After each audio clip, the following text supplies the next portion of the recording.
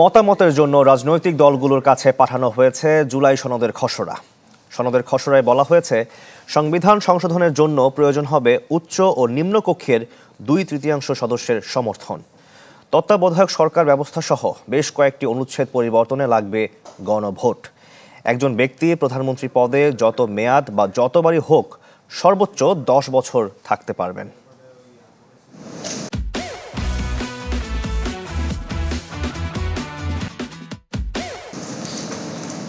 রাজনৈতিক দলগুলোর কাছে পাঠানো হয়েছে জুলাই সনদের খসড়া। খসড়ার বিষয়ে মতামত জানতে চেয়েছে জাতীয় ঐকমত্য কমিশন।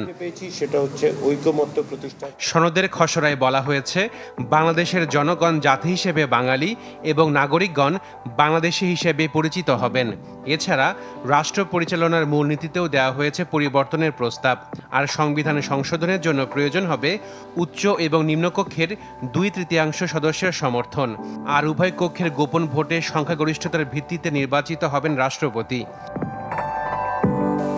একজন ব্যক্তি প্রধানমন্ত্রী পদে যত মেয়াদ বা যতবারই হোক সর্বোচ্চ 10 বছর থাকতে পারবেন এবং এজন্য সংবিধান সংশোধনের প্রস্তাব করা হয়েছে। এছাড়া প্রধানমন্ত্রী পদে থাকা ব্যক্তি দলীয় প্রধানের পদে থাকতে পারবেন না। উচ্চকক্ষ গঠিত হবে নির্বাচনে প্রাপ্ত ভোটের সংখ্যানুপাতিক প্রতিনিধিত্বের মাধ্যমে। মেয়াদ হবে শপথ নেবার তারিখ থেকে 5 বছর। নিম্নকক্ষ ভেঙে গেলে উচ্চকক্ষ স্বয়ংক্রিয়ভাবে বিলুপ্ত হবে। উচ্চকক্ষের আইন প্রণয়নের ক্ষমতা থাকবে না। কোনো বিল উচ্চকক্ষ স্থায়ীভাবে আটকাতে পারবে না।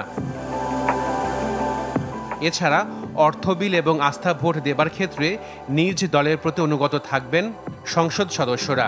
অন্য যে কোনো বিষয়ে স্বাধীনভাবে ভোট দিতে পারবেন তারা। বিভিন্ন বিষয়ে বিএনপি সহ অনেক দলের রয়েছে ভিন্ন মত।